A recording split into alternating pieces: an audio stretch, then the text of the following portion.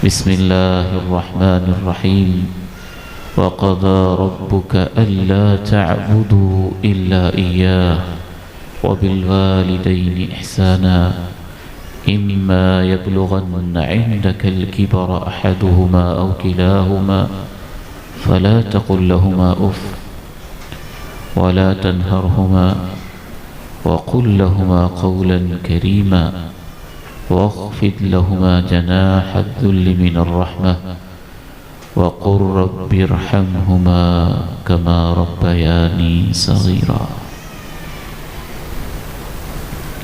مثالی خاندان کا آج تیسرا اور الوداعی دن ہے۔ یہ اللہ کی خاطر ملاقات، اللہ کی خاطر بیٹھنا، اللہ کی خاطر وقت نکالنا، اللہ کی باتیں سننا، اللہ کے نبی کی باتیں سننا، صحابہ کے تذکرے، تابعین کی خوبصورت یادیں، الہ آباد، گہلن اور دائیں بائیں سے جتنے بھی احباب، بزرگ، بھائی، بیٹے، مائیں، بہنیں اور بیٹیاں آئیں۔ حقیقت یہ ہے کہ ان 3 دنوں میں آپس میں دین کا ایک ایسا رشتہ استوار ہوتا ہے، جب یہ خوبصورت محفل اپنے اختتام کو پہنچتی ہے تو یوں لگتا ہے جیسے ہم ایک عظیم کمپنی سے محروم ہو رہے ہیں۔ یہ احساس جاگزیں ہوتا ہے، تشکر کا احساس اپنی جگہ پہ ہوتا ہے، اور یہ فرقت اور جدائی کا احساس اپنی جگہ پہ ہوتا ہے۔ آج ہم والدین کو ویسے سمجھنا چاہتے ہیں جیسے اللہ نے ہمیں سمجھایا۔ دل میں آپ نے سوچنا ہے ویسے ان کا مقام سمجھنا ہے جیسے اللہ نے سمجھایا، اور جیسے اللہ کے پیارے نبی علیہ السلام نے سمجھایا ہے۔ خواتین کی طرف ہماری کچھ بیٹیاں اور بہنیں اور کچھ عزیزائیں کل بھی تھوڑا سا ڈسپلن کے حوالے سے ماشاءاللہ کیئر کر رہی تھیں، تو میں کچھ والنٹیئر اپنی بیٹیوں سے، بہنوں سے کہوں گا کہ آج بھی ایک راؤنڈ لگا کے ایک نظم میں بھی بچیوں کو بٹھائیں، اور آواز بالکل نہیں آنی چاہیے۔ اللہ اور اللہ کے نبی کی باتوں کو سنتے ہوئے ایک وقار اور اطمینان کی کیفیت ہونی چاہیے۔ سورۃ الاسراء ہے ہمارا فوکس، آج انہی 3 آیات پہ ہوگا۔ وَقَضَى رَبُّكَ أَلَّا تَعْبُدُوا إِلَّا إِيَّاهُ وَبِالْوَالِدَيْنِ إِحْسَانًا إِمَّا يَبْلُغَنَّ عِندَكَ الْكِبَرَ أَحَدُهُمَا أَوْ كِلَاهُمَا فَلَا تَقُل لَّهُمَا أُفٍّ وَلَا تَنْهَرْهُمَا وَقُل لَّهُمَا قَوْلًا كَرِيمًا وَاخْفِضْ لَهُمَا جَنَاحَ الذُّلِّ مِنَ الرَّحْمَةِ وَقُل رَّبِّ ارْحَمْهُمَا كَمَا رَبَّيَانِي صَغِيرًا رَبُّكُمْ أَعْلَمُ بِمَا فِي نُفُوسِكُمْ إِن تَكُونُوا صَالِحِينَ فَإِنَّهُ كَانَ لِلْأَوَّابِينَ غَفُورًا۔ 9 باتیں ہیں ان آیات میں، ان میں سے ایک کا تعلق رب کے حق کے ساتھ ہے، اور 8 باتوں کا تعلق والدین کے حقوق کے ساتھ ہے۔ ایک دفعہ صرف آپ گن لیں میرے ساتھ، بولنے کی ضرورت نہیں، انگلی پہ آپ کو سمجھ آتی جائے گی۔ وَقَضَى رَبُّكَ أَلَّا تَعْبُدُوا إِلَّا إِيَّاهُ وَبِالْوَالِدَيْنِ إِحْسَانًا إِمَّا يَبْلُغَنَّ عِندَكَ الْكِبَرَ أَحَدُهُمَا أَوْ كِلَاهُمَا فَلَا تَقُل لَّهُمَا أُفٍّ وَلَا تَنْهَرْهُمَا وَقُل لَّهُمَا قَوْلًا كَرِيمًا واخفض لهما جناح الذل من الرحمة وقل رب ارحمهما كما ربياني صغيرا ربكم أعلم بما في نفوسكم إن تكونوا صالحين فإنه كان للأوابين غفورا۔ پہلی بات، تیرے رب کا فیصلہ ہے، تیرے رب کا فیصلہ ہے۔ دنیا والے کیا کہہ رہے ہیں اس کے پیچھے نہ جانا، سوشل میڈیا کیا راگ الاپتا ہے اس کے پیچھے نہ جانا، ایسٹ اینڈ ویسٹ میں کیا ہو رہا ہے اس کے پیچھے نہ چلنا، سویلائزیشن والے کیا کہتے ہیں اس کے پیچھے نہ جانا، ماڈرنزم والے کیا سبق دیتے ہیں اس کے پیچھے مت جانا، ہیومنزم والے کیا درس سکھا رہے ہیں اس کے پیچھے نہ جانا، فلموں، ڈراموں، ناولوں، شارٹ سٹوریز والے کس طرح سے والدین کی درگت پہ درگت بنائے چلے جا رہے ہیں، ان کے پیچھے کان نہ دھرنا۔ تیرے رب کا فیصلہ ہے، اسے سن لے۔ وَقَضَى رَبُّكَ أَلَّا تَعْبُدُوا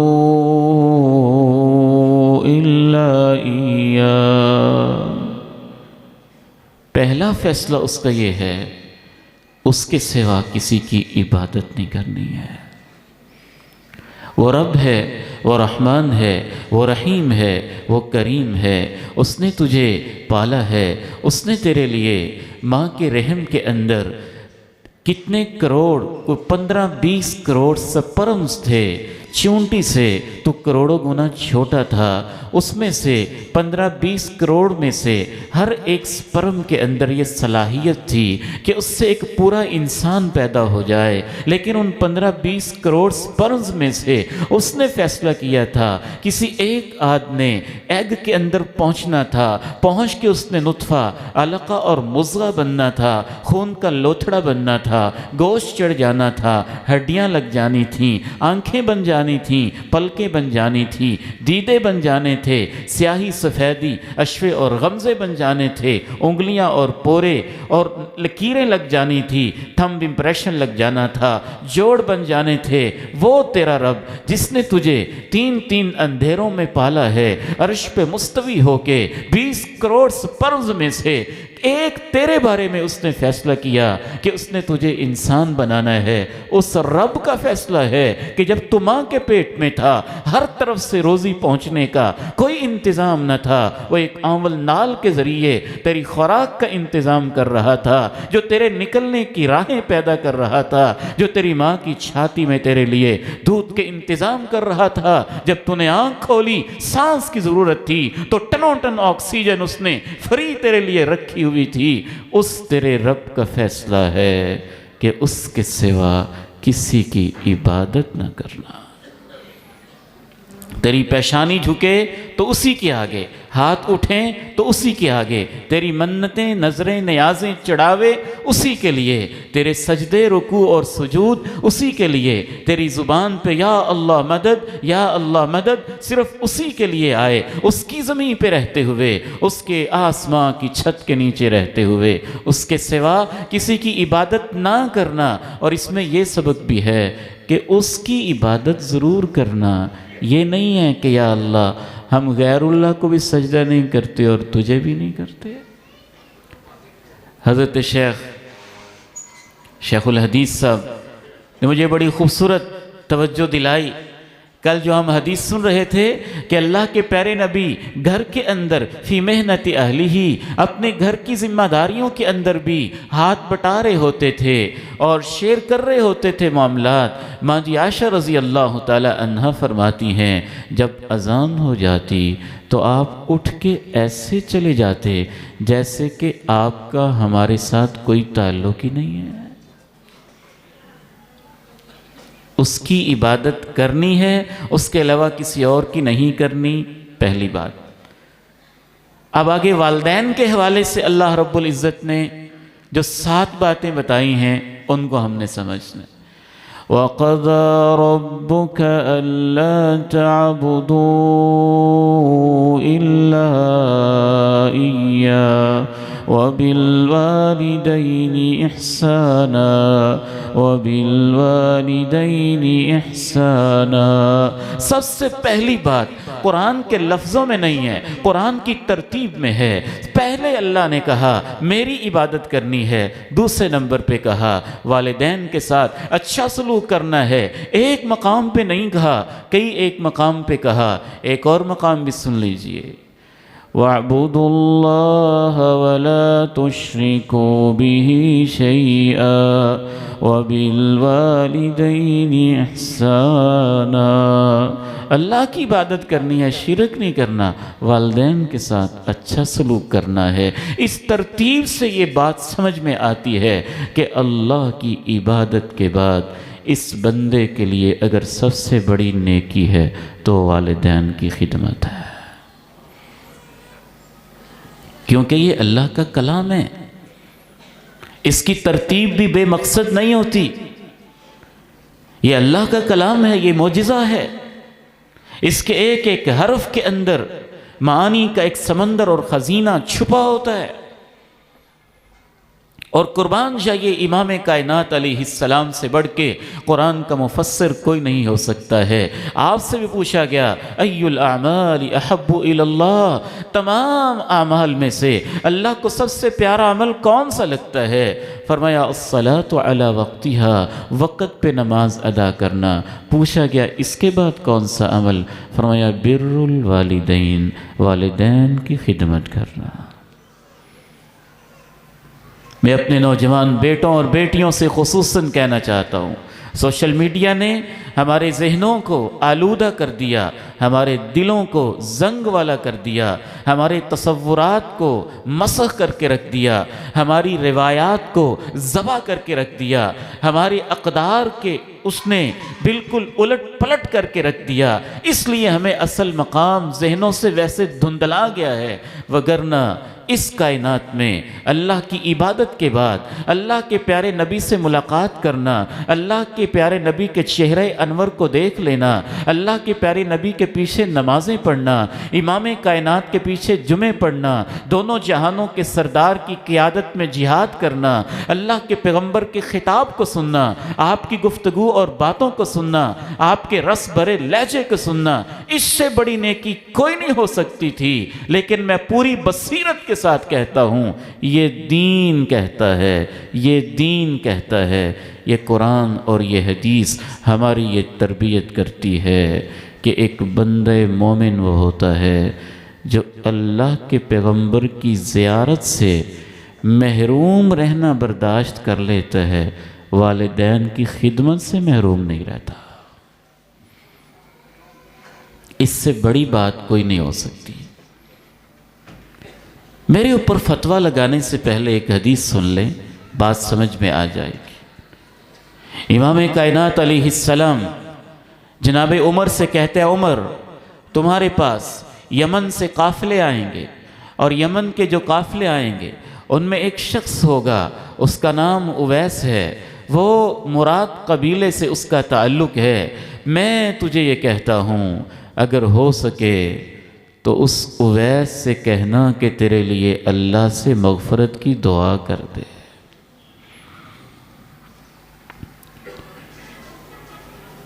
اس کی ایک والدہ ہے، ہوا بہا برن، وہ اپنی والدہ کا بہت خدمت گزار ہے۔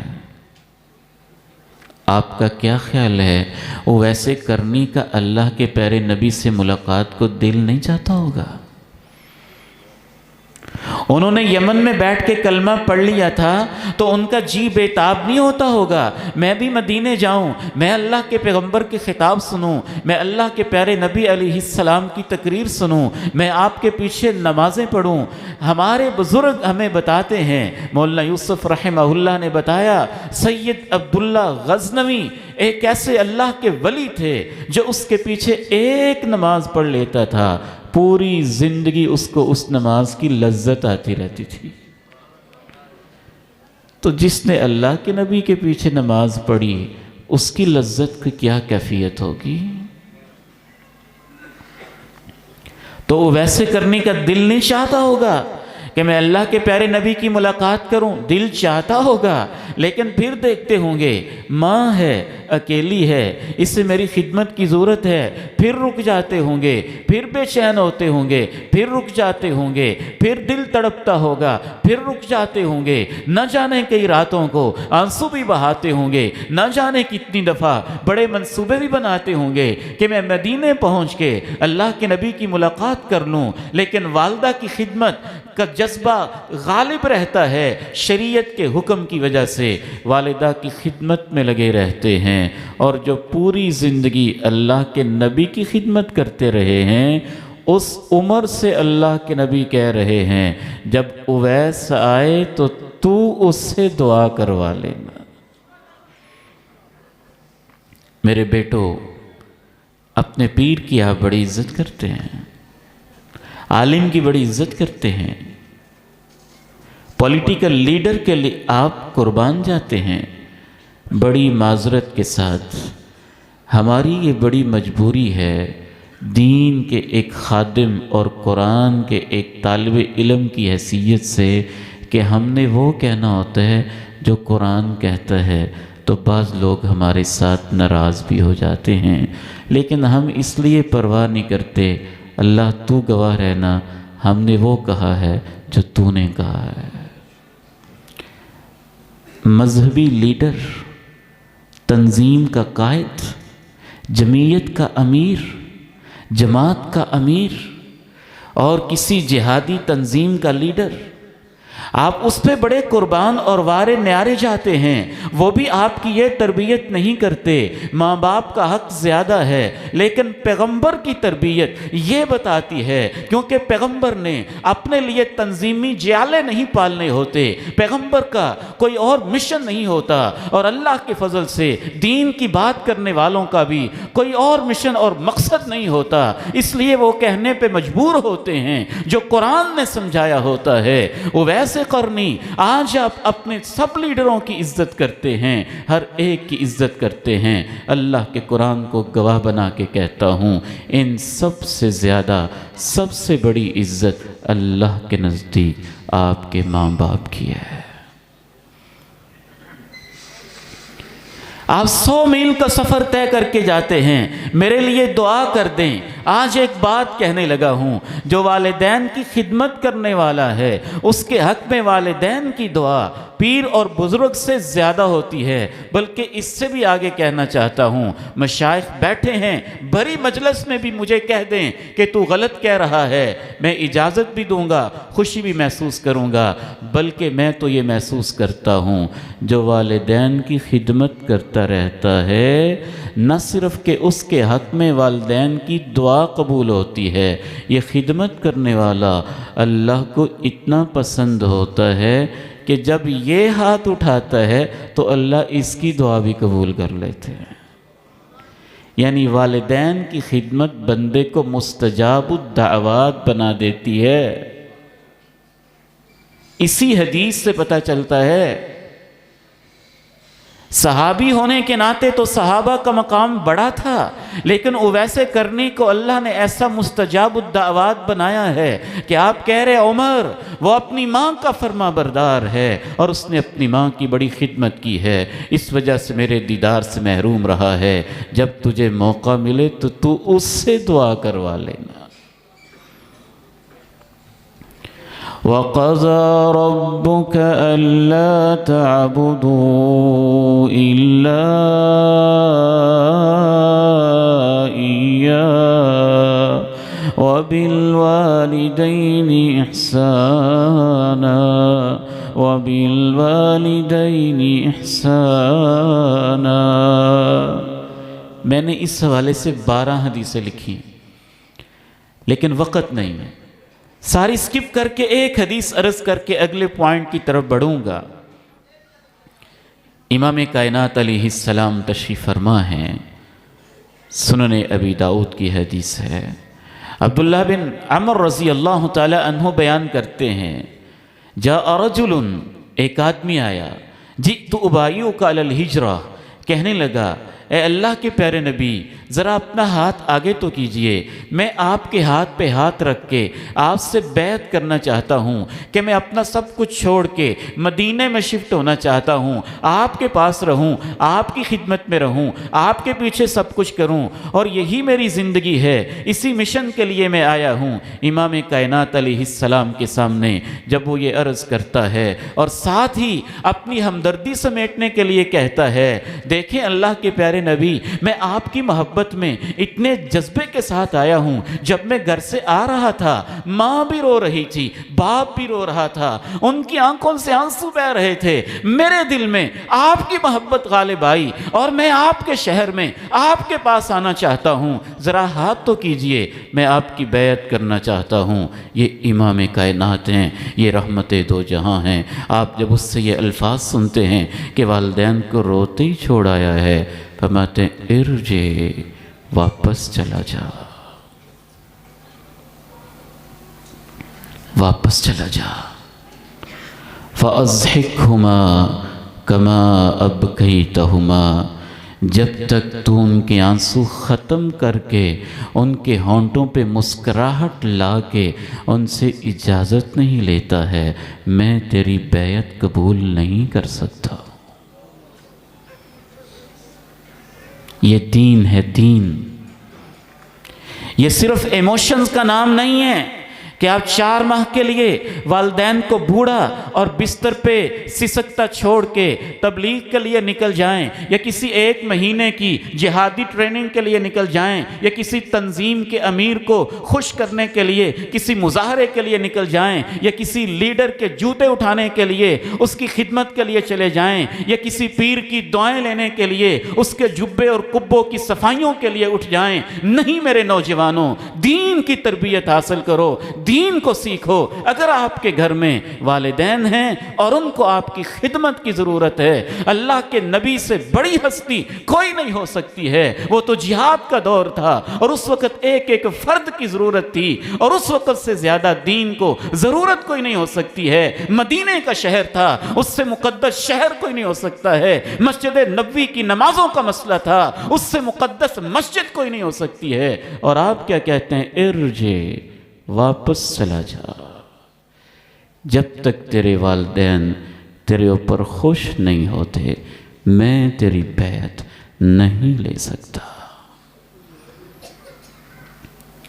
ایک اور آیا ہے، یہ ہجرت چاہتا تھا، وہ جہاد چاہتا تھا، جاہمہ ان کا نام ہے، رضی اللہ تعالی عنہ و ارضا، کہتے ہیں میں اللہ کے پیارے نبی کی خدمت میں آیا، میرے دل میں جہاد کا بڑا جذبہ تھا، تو میں نے کہا آپ سے مشورہ تو کر لوں، کہاں جہاد پہ جانا ہے، کہاں اپنی جان ہتھیلی پہ رکھنی ہے اور اللہ کی راہ میں قربان کرنی ہے۔ میں نے کہا اللہ کے پیارے نبی جہاد پہ جانا چاہتا ہوں۔ آپ نے پوچھا جاہمہ تیری ماں زندہ ہے؟ کہا زندہ ہے۔ کہا تو پھر جہاد پہ کیا لینے جاتا ہے؟ فَالْزَمْهَا فَإِنَّ الْجَنَّةَ تَحْتَ رِجْلِهَا، اس کے قدموں میں جا کے بیٹھ جا، اس کے قدموں کے نیچے تو اللہ نے جنت رکھی ہوئی ہے۔ وَقَضَى رَبُّكَ أَلَّا تَعْبُدُوا إِلَّا إِيَّاهُ وَبِالْوَالِدَيْنِ إِحْسَانًا وبالوالدین احسانا وبالوالدین احسانا وبالوالدین احسانا۔ کس موقع پہ مجھے ماں باپ یاد آئے؟ ان کی زندگی تھی، تبلیغ کے سفر مجھے درپیش ہوتے تھے، راتوں کو نکلنا پڑتا تھا، اور والد محترم نے مجھے کہا ہوا تھا، محسن بیٹے میری طرف سے تجھے پکی اجازت ہے، تجھے اجازت لینے کی ضرورت بھی نہیں، تو تبلیغ پہ اللہ کی راہ میں جب جانا چاہتا ہے جا سکتا ہے۔ میں آپ کو دل کی بات کہتا ہوں، آج میرے دل میں حسرت ہوتی ہے کہ وہ جو راتوں کو تبلیغ کے لیے نکلا تھا، کاش وہ بھی میں نے اپنے ماں باپ کے قدموں میں ہی وقت گزارا ہوتا۔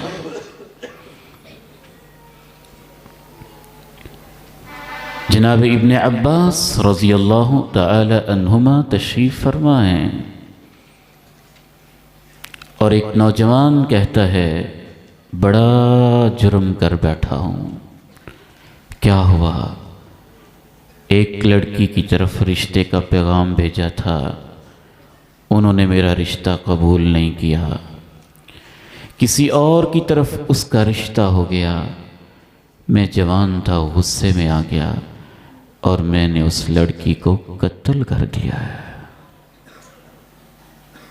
معافی کیسے ملے گی؟ پوچھا تیری ماں زندہ ہے؟ تیری ماں زندہ ہے؟ کہتے نہیں۔ کہا پھر بس اللہ سے توبہ ہی کر، معافی ہی مانگ۔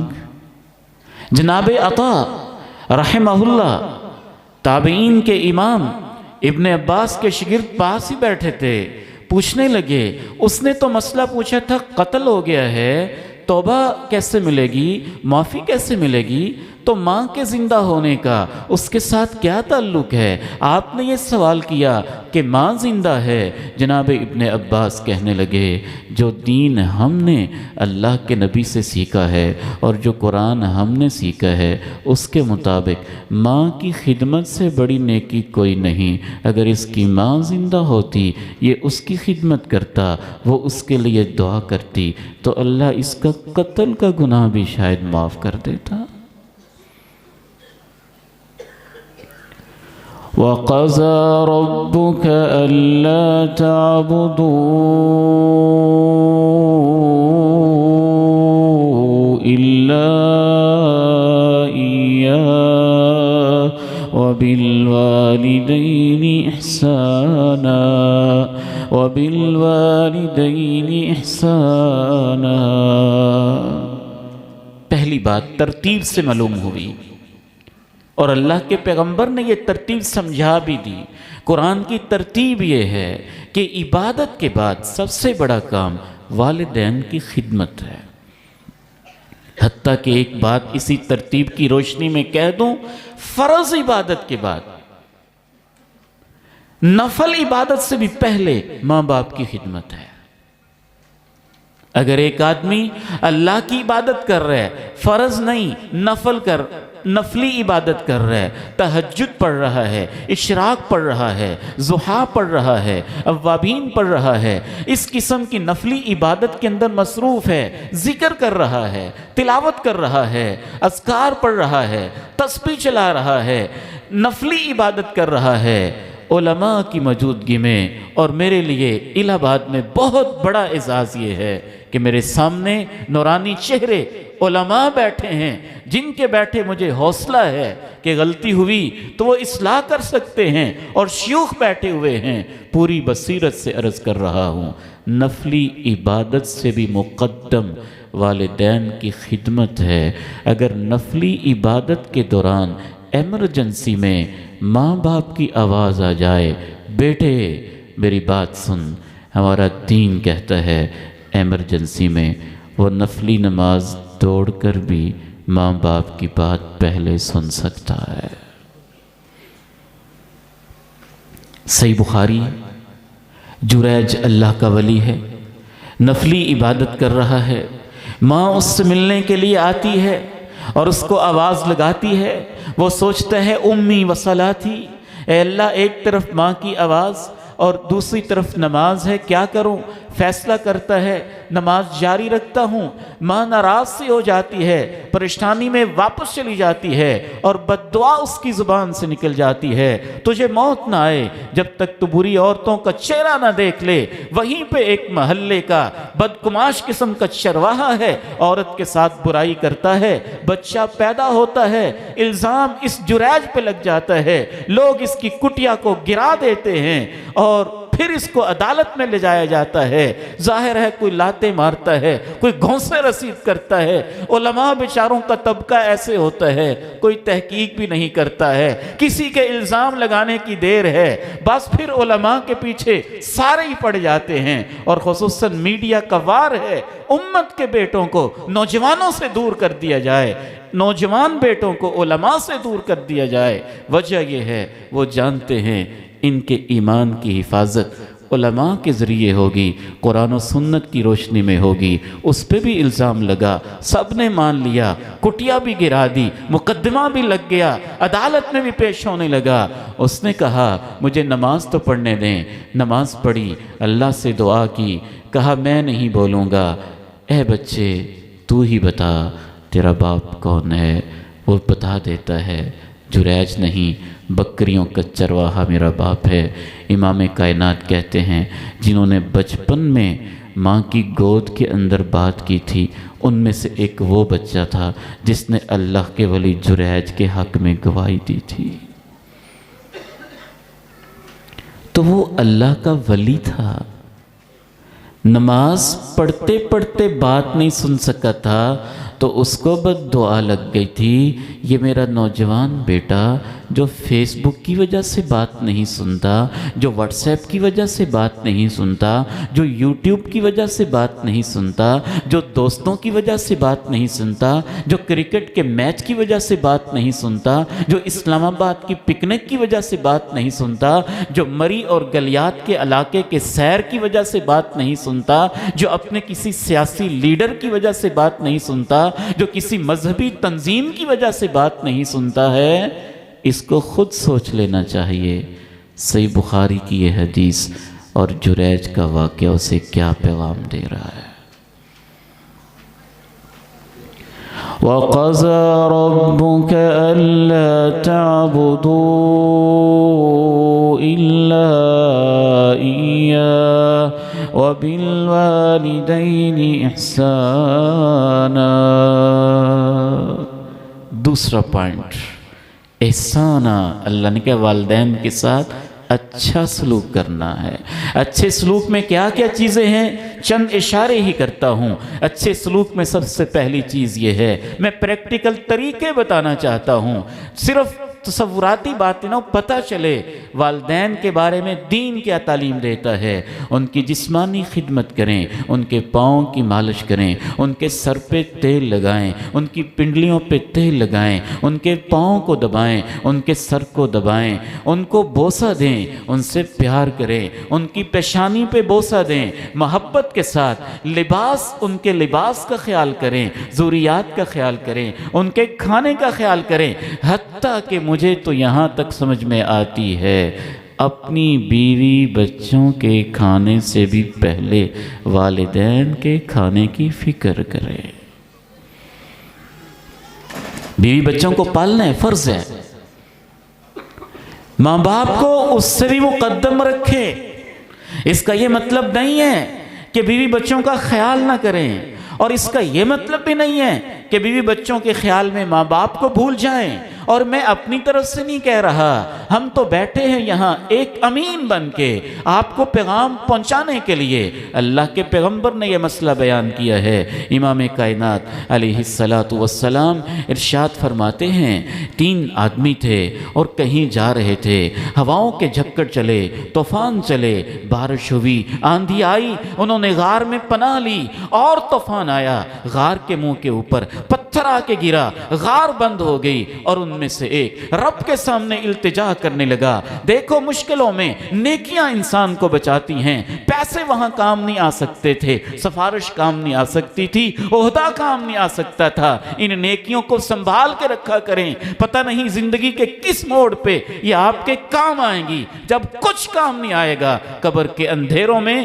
یہ نیکیاں ہی کام آئیں گی، اور میدان محشر کی سختیوں میں اور پل صراط پہ گزرتے ہوئے یہ نیکیاں ہی کام آتی ہیں۔ تو انہوں نے کہا کوئی نیکی ہی بچائے گی، تو ان میں سے ایک نے کہا تھا اللہ میرے پاس تو تجھے دینے کے لیے اور حوالہ دینے کے لیے ایک ہی نیکی ہے، کان لی ابوانی شیخانی کبیرانی وکنت ارا علیہما، میرے ماں باپ بوڑھے تھے، بزرگ تھے، بوری ان کی عمر ہو گئی تھی، میں بکریوں کا چرواہا تھا، بکریاں چرا کے واپس آتا تھا، ولی صبیۃ صغار، میرے چھوٹے چھوٹے بچے بھی تھے۔ حدیث کے الفاظ ہیں ولی صبیۃ صغار، میرے چھوٹے چھوٹے بچے بھی تھے۔ پتہ چلتا ہے وہ شادی شدہ تھا، پتہ چلتا ہے اس کی بیوی بھی تھی، پتہ چلتا ہے اس کی بیٹیاں بھی تھیں، پتہ چلتا ہے اس کے بیٹے بھی تھے، پتہ چلتا ہے وہ تھے بھی چھوٹے چھوٹے۔ کہتے ہیں اللہ لیکن میری یہ روٹین تھی، سب سے پہلے گھر واپس آ کے جب میں دودھ دوہتا تھا تو سب سے پہلے میں ماں باپ کو دودھ پلاتا تھا، بعد میں اپنے بچوں کو پلاتا تھا۔ ایک رات میں بہت لیٹ ہو گیا، واپس آیا تو ماں باپ سو چکے تھے، یہ نیکی کا حوالہ اللہ کو دے رہا ہے، غار کے اندر پھنسے ہوئے ہیں، جان کے لالے پڑے ہوئے ہیں، نکلنے کا کوئی راستہ نہیں، اور اللہ دلوں کے حال کو جانتا ہے۔ اگر یہ اس کی نیکی نہ ہوتی، گناہ ہوتا تو ایسے پیش کرتا؟ اگر ماں باپ کو پہلے پلانا نیکی نہ ہوتی، کوئی غلط کام ہوتا تو یہ نیکی اللہ کو پیش کرتا؟ پھر وہ اللہ کے پیغمبر اس نیکی کا واسطہ اپنی امت کو سکھاتے؟ وہ کہتے ہیں اللہ میں پہلے ماں باپ کو دودھ پلاتا تھا، بعد میں بچوں کو پلاتا تھا۔ ماں باپ سو گئے تھے، ان کو جگانے کو دل نہیں چاہا، اور بچوں کو پہلے پلانے کو بھی دل نہیں مانا، تو میں ساری رات ان کے سرانے کھڑا ہی رہا۔ میرے نوجوان بیٹے ذرا ادھر توجہ کرنا، ساری رات کھڑا ہی رہا، پیالہ ہاتھ میں لے کے۔ میرے بچے میرے پاؤں میں روتے رہے، لیکن باپ تھا، دل اس کا بھی تڑپتا ہوگا، لیکن اس نے زندگی کی روایت کو خراب کرنا مناسب نہ سمجھا۔ کہتا ہے میں پیالہ لے کے کھڑا ہی رہا، بچے روتے روتے سو گئے، اور جب صبح ہوئی پھر میں نے اپنے ماں باپ کو دودھ پلایا۔ اللہ اگر تجھے یہ نیکی قبول ہے تو آج پریشانی سے نجات دے دے۔ ادھر سے اس کے لفظ ختم ہوتے ہیں اور ادھر سے اللہ پتھر کو پیچھے ہٹا دیتا ہے۔ یہ واقعہ اللہ کے نبی نے بتایا ہے۔ وَقَضَى رَبُّكَ أَلَّا تَعْبُدُوا إِلَّا إِيَّاهُ وَبِالْوَالِدَيْنِ إِحْسَانًا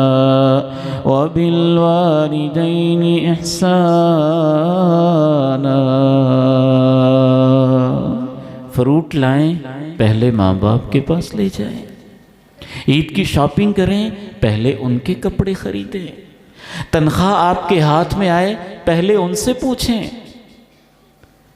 میں شاید یہ نہ بتاتا، لیکن نوجوانوں کی تربیت کے لیے بأمر مجبوری بتا رہا ہوں۔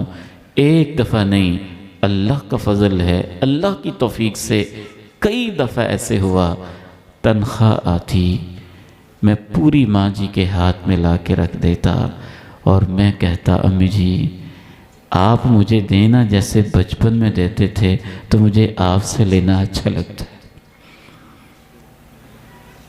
آپ دیں، یہ آپ کے ہیں، اس میں سے آپ کچھ مجھے خرچے کے لیے دے دیں۔ اللہ اکبر، ان کی یہ دعا ہوتی، محسن بیٹے میری دعا ہے اللہ کرے تیری جیبیں کبھی خالی نہ ہو۔ اللہ کی قسم ہے آج تک خالی نہیں ہوئی، آج تک خالی نہیں ہوئی۔ فروٹ لے کے آتا، اللہ کی توفیق تھی،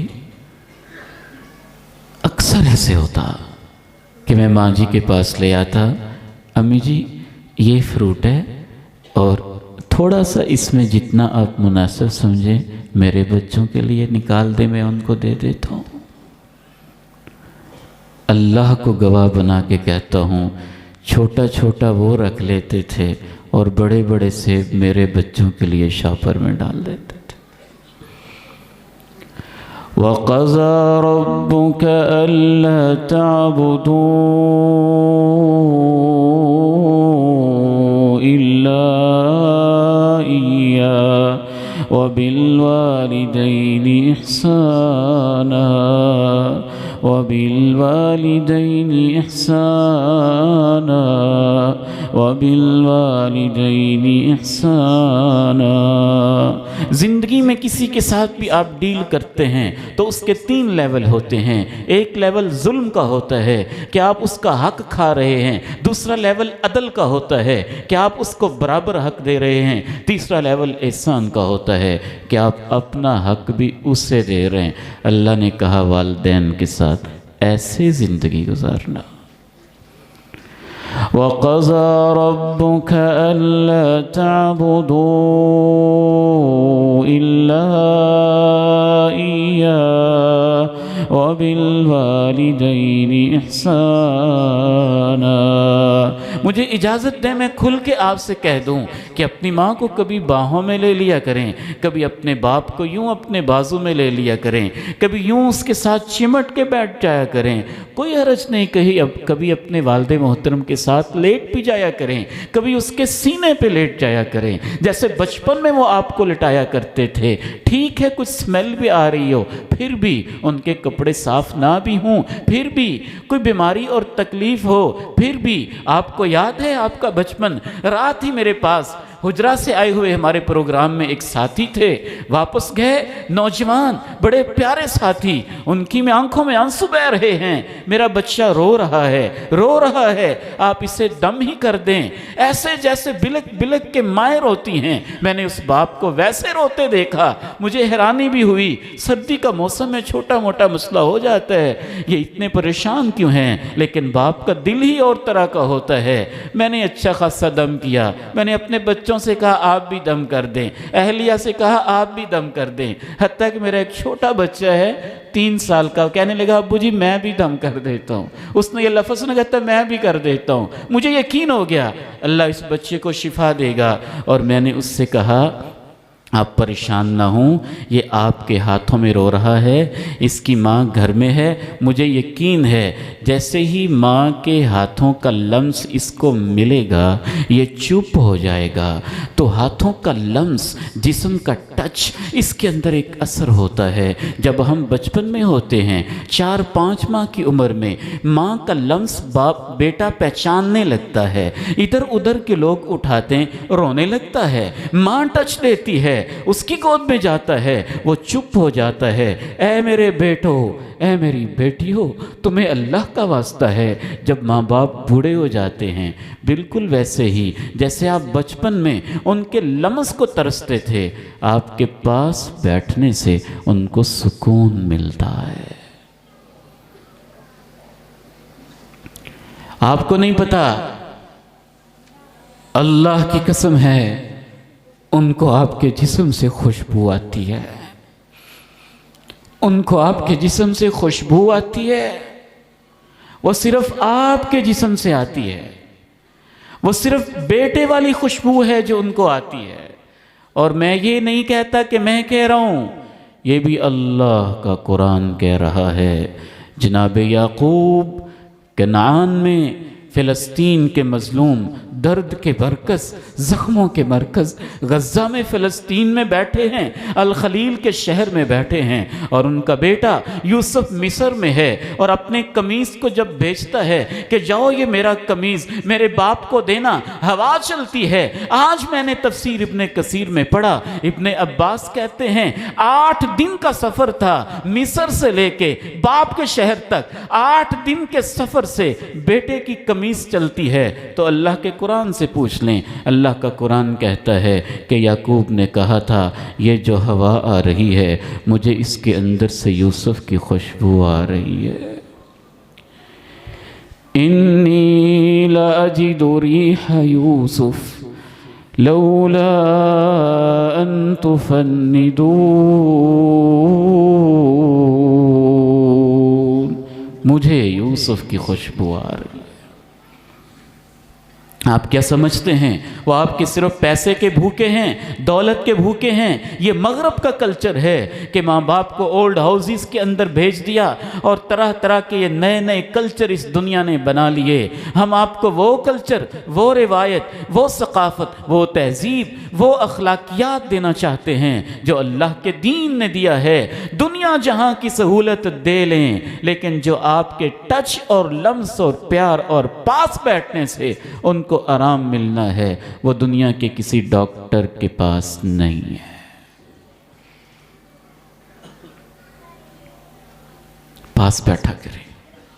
والد گرامی رحمہ اللہ مجھے کہا کرتے تھے جب میں اسلام آباد پڑھتا تھا، کہتے بیٹے بیٹھ جا پاس، دو باتیں کہتے۔ کبھی مجھے کہتے کہ بیٹا پھر لمبی جدائیاں پڑ جائیں گی اور تو یاد کیا کرے گا، پاس بیٹھ جا۔ بیٹھ جاتے۔ کہتے جب تو پاس بیٹھتا ہے اور اسلام آباد سے 2-3 مہینے کے بعد ملنے آتا ہے تو اس وقت میری آدھی بیماری تیرے پاس بیٹھنے سے ختم ہو جاتی ہے۔ ان کو ٹچ دیں، لمس دیں، ہاتھوں کے ساتھ دبائیں، سہلائیں، مالش کریں، پاس بیٹھیں، خدمت کریں، نہیں بھی ضرورت پیار سے ان کو بوسہ دیں۔ مالی خدمت بھی کریں۔ ابا جی رحمہ اللہ مجھے کہتے کہ جب مجھے کچھ آپ دینا تو مجھے چینج چھوٹے چھوٹے پیسے ضرور دیا کریں، کیونکہ میرے پاس جب بچے آتے ہیں تو میرا دل چاہتا ہے کہ میں ان کو اپنے ہاتھوں سے کچھ دوں، اور میں ان کو روک دیتا۔ کہتا ابا جی یہ بچوں کو لینے کی عادت پڑ جائے گی، آپ تو دادا جان ہیں، آپ دیتے ہیں اپنی جگہ پہ، لیکن بچوں کو پھر لینے کی عادت پڑ جائے گی۔ کہتے بیٹے تو ٹھیک کہتا ہے، لیکن میری سوچ کچھ اور ہے۔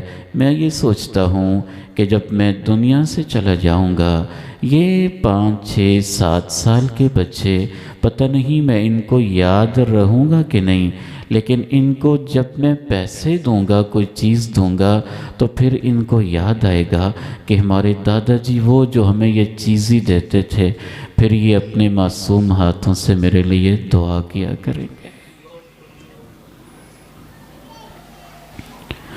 وَقَضَى رَبُّكَ أَلَّا تَعْبُدُوا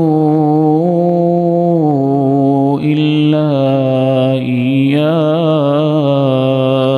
وَبِالْوَالِدَيْنِ إِحْسَانًا وَبِالْوَالِدَيْنِ إِحْسَانًا۔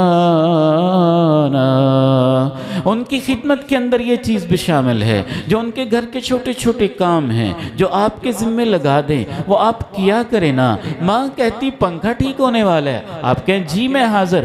ماں کہتی یہ تار ٹھیک ہونے والی، جی میں حاضر۔ ماں کہتی واشنگ مشین کو مسئلہ ہے، آپ کہیں جی میں حاضر۔ ماں کہتی یہ چارپائی ریپیئر ہونے والی ہے، آپ کہیں جی میں حاضر۔ بیٹے یہ کام ہونے والا ہے، جی میں حاضر۔ جو گھر کی ضروریات ہیں، گھر کے کام ہیں، وہ کیا کریں۔ امام حیوہ ابن شریح رحمہ اللہ وقت کے محدث ہیں۔ ہماری تو یہ چھوٹی سی مجلس ہے، اس دور کے محدثین کے مقابلے میں اس دور کے محدثین کی مجلسیں لگتی تھیں، ایک ایک مجلس میں 70 80 ہزار لوگ حدیث پڑھنے کے لیے آیا کرتے تھے۔ الہ آباد کے لوگوں مبارک ہو، آپ نے سلف صالحین کی یادیں تازہ کی ہیں۔ تصور تو کیجئے، امام حیوہ ابن شریح مسند حدیث پہ بیٹھے ہیں، قال رسول اللہ پڑھا رہے ہیں، شاگرد سامنے بیٹھے ہیں، سینکڑوں کی تعداد میں ہیں، اور ان کی ماں بھری مجلس میں آ کے کہتی حیوہ اٹھ یہاں سے، تو نے آج مرغیوں کو جو نہیں ڈالے، دانے نہیں ڈالے، گھر آ مرغیوں کو دانے تو ڈال۔ امام حیوہ ابن شریح بچے کی طرح اٹھ جاتے اور پہلے وہ کام کرتے جو ماں نے کہا ہے، واپس آ کے پھر درس دینا شروع کر دیتے۔ وَقَضَى رَبُّكَ أَلَّا تَعْبُدُوا إِلَّا إِيَّاهُ وبالوالدین احسانا۔ سب سے عظیم ان کی ضرورت ہے نماز پڑھنا۔ آپ کو نہیں پتا جس نے پوری زندگی مسجد میں نماز پڑھی ہے اس کے لیے نماز کیا معنی رکھتی ہے۔ آپ کے ابو کہتے ہیں مسجد میں جانا ہے، وہ کہتے ہیں بابا جی بیٹھے رہو، کیا کرنا ہے مسجد میں جا کے، آپ کے لیے بڑی رخصت ہے۔ ٹھیک ہے رخصت ہے، بزرگوں سے بھی عرض کرتے ہیں زیادہ اصرار مناسب نہیں ہوتا، لیکن ہم اپنے بیٹوں سے کہتے ہیں پتہ نہیں وہ کس تڑپ کے ساتھ چاہتا ہے میں مسجد میں چلے جاؤں، سب سے اہم کام ہے آپ ان کو لے جائیں، لے جائیں۔ یہاں تو وہ یمن سے آ گیا تھا ایک نوجوان، ماں نے کتنی دفعہ کہا ہوگا بیٹا میرے حج کو دل چاہتا ہے، میں چل نہیں سکتی ہوں، حج کو دل چاہتا ہے۔ وہ بیٹا فرما بردار تھا، آج کے بیٹے کی طرح مصروف نہیں تھا۔ اس نے کہا ماں جی حج کو دل چاہتا ہے تو میں حاضر ہوں، لوگوں کے پاس سواریاں ہیں، میرے پاس سواری نہیں ہے، تو نے مجھے پالا کس لیے ہے، میرے کندھے کس لیے ہیں، تو بیٹھ جا میرے کندھوں پہ، میں آپ کو حج پہ لے کے چلتا ہوں۔ چلا گیا یمن سے، خانہ کعبہ کے طواف کروائے، صفا مروہ کی سعی کروائی، اور کیسے کیسی محبتوں کے ساتھ ماں کو کندھوں پہ اٹھایا، ساتھ ساتھ پڑھتا رہا انا لہا بعیرها المذلل ان ازئر لم ازر۔ ماں جی لوگوں کے پاس اونٹ ہیں، اونٹ بھاگ بھی جاتا ہے، اونٹ گرا بھی دیتا ہے، میں تیرا بیٹا ہوں، تیرے لیے اونٹ کی طرح ہوں، لوگوں کے اونٹ بھاگ جائیں گے، تیرا بیٹا تو نہیں بھاگے گا۔ دیکھا ابن عمر بیٹھے ہیں، کہا آپ فقیہ مدینہ ہیں، عمر کے بیٹے ہیں، ایک مسئلہ تو بتائیں۔ کہا کیا پوچھنا ہے؟ کہا یمن سے چلا ہوں، ماں کو کندھوں پہ اٹھایا ہے، بیت اللہ کے طواف بھی کروائے ہیں، صفا مروہ کی سعی کروائی ہے، پورا حج کندھوں پہ اٹھا کے کروایا ہے، کیا خیال ہے کچھ تو میں نے ماں کو بدلہ دے دیا ہوگا نا، کچھ تو میں نے ماں کا بدلہ دے دیا ہوگا۔ کہا کچھ بدلہ وَلَا بِزَفْرَةٍ وَاحِدَةٍ، تیری پیدائش کے وقت جو اس کو تکلیف ہوئی تھی اور اس نے ایک ٹھنڈی آہ بھری تھی، ابھی تو اس ایک آہ کا بدلہ بھی پورا نہیں ہوا ہے۔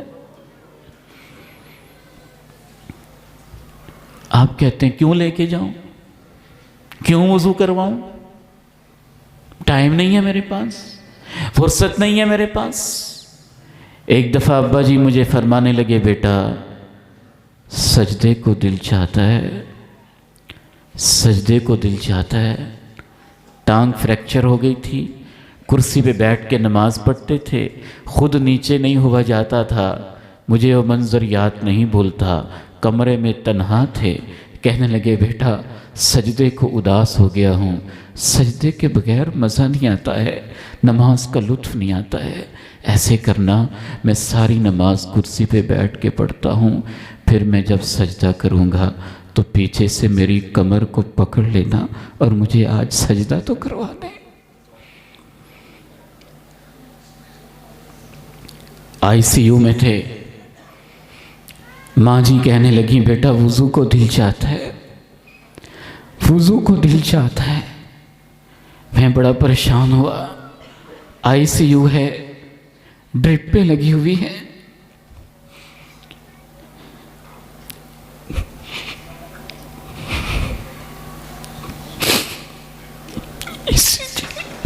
اسی کی مشین چل رہی ہے، کیسے وضو کرواؤں؟ یہ ڈاکٹر ڈرپ پہ اتارنے دیں گے کہ نہیں؟ یہ مشین کیسے اترے گی؟ کہا جی میں آپ کو وضو کرواتا ہوں۔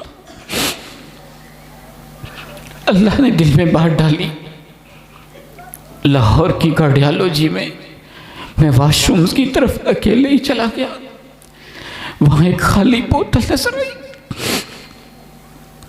میں نے اس بوتل کو پانی سے بھر لیا اور ماں جی کی ڈرپ خود ہی اتار دی اور ویل چیئر پہ بٹھا کے کہا کہ آؤ میں آپ کو وضو کرواتا ہوں۔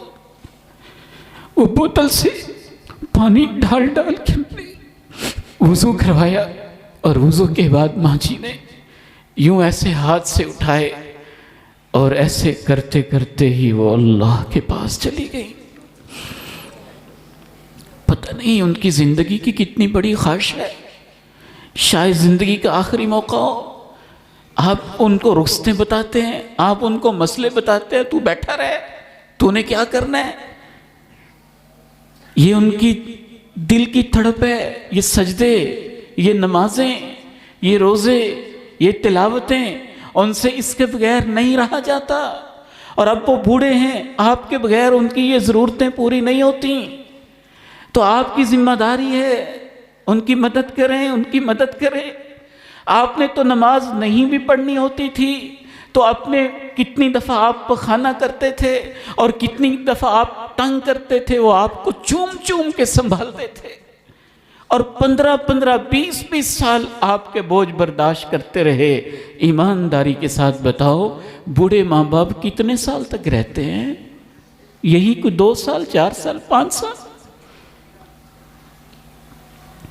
وَقَضَى رَبُّكَ أَلَّا تَعْبُدُوا إِلَّا إِيَّاهُ وَبِالْوَالِدَيْنِ إِحْسَانًا إِمَّا يَبْلُغَنَّ عِندَكَ الْكِبَرَ أَحَدُهُمَا أَوْ كِلَاهُمَا فَلَا تَقُل لَّهُمَا أُفٍّ وَلَا تَنْهَرْهُمَا۔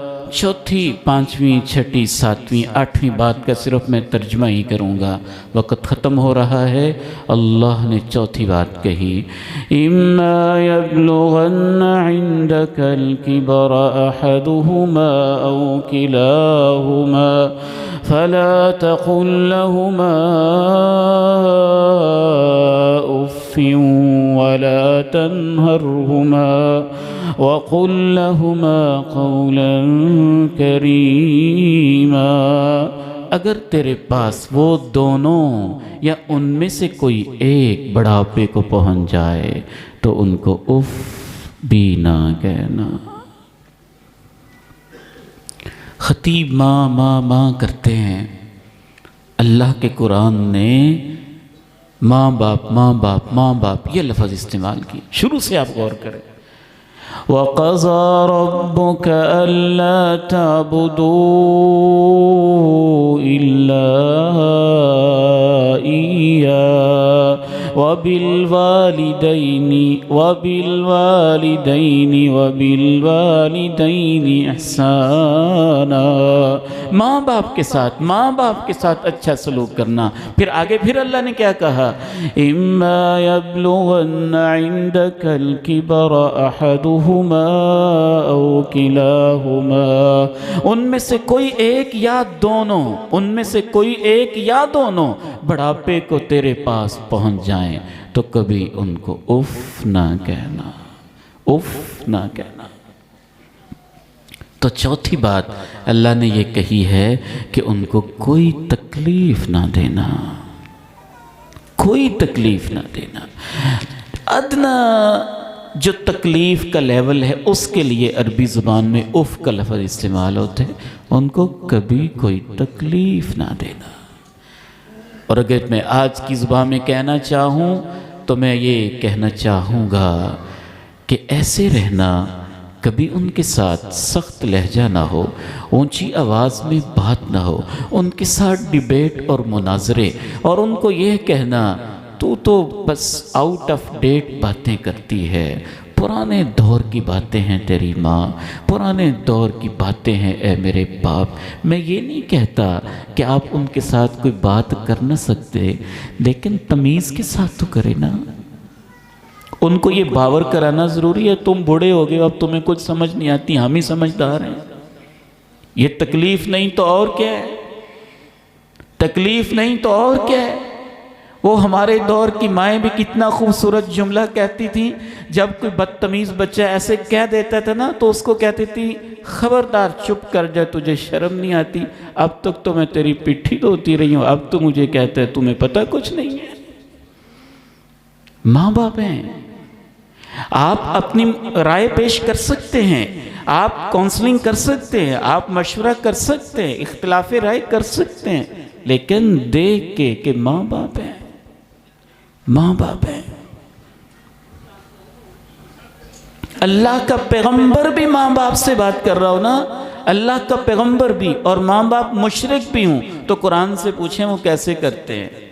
یا ابت لم تعبد ما لا يسمع ولا يبصر ولا يغني عنك شيئا۔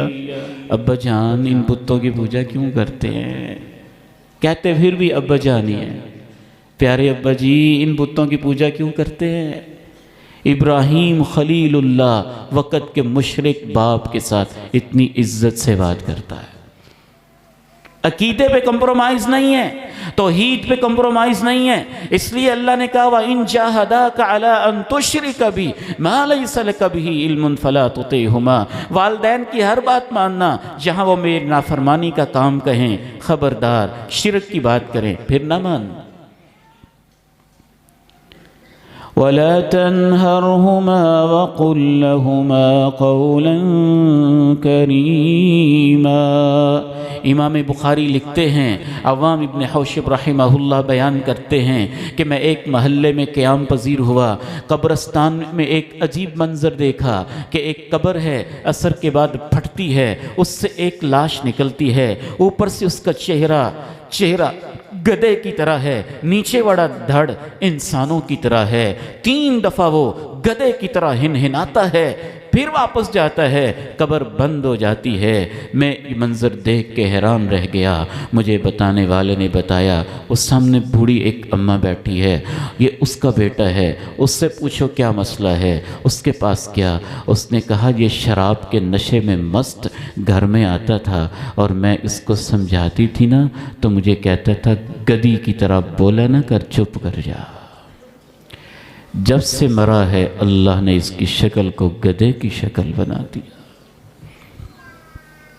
کہانی نہیں ہے، امام بخاری نے الادب المفرد میں ایک عظیم امام کا مشاہدہ لکھا ہے جو اس نے اپنی آنکھوں سے دیکھا ہے، کہانیاں تو ہم سناتے ہی نہیں۔ وَلَا تَنْهَرْهُمَا وَقُلْ لَهُمَا قَوْلًا كَرِيمًا وَقُلْ لَهُمَا قَوْلًا كَرِيمًا۔ 5ویں بات اللہ نے یہ سمجھائی ہے کہ ان کے ساتھ بڑی عزت کے لہجے میں بات کرنی ہے۔ دنیا والے بتاتے ہیں وہ جو ڈائریکٹر جنرل ہے نا، ذرا سنبھال کے اس کے کمرے میں جانا، وہ ڈی جی ہے، وہ ایس پی ہے، وہ پی ایم ہے، وہ سی ایم ہے، وہ بڑا باس ہے، وہ سی او ہے، وہ چیف ایگزیکٹو آفیسر ہے، ذرا دھیان سے بات کرنا، اس کا بڑا عہدہ ہے۔ اے میرے نوجوان بیٹو، مثالی خاندان کا یہ پروگرام آپ کے کانوں میں اللہ کی یہ آواز، اللہ کا کلام پہنچانا چاہتا ہے۔ ماں باپ کے ساتھ دھیان سے بات کرنا، اللہ اور اللہ کے رسول کے بعد تیرے سب سے بڑے افسر وہ ہیں۔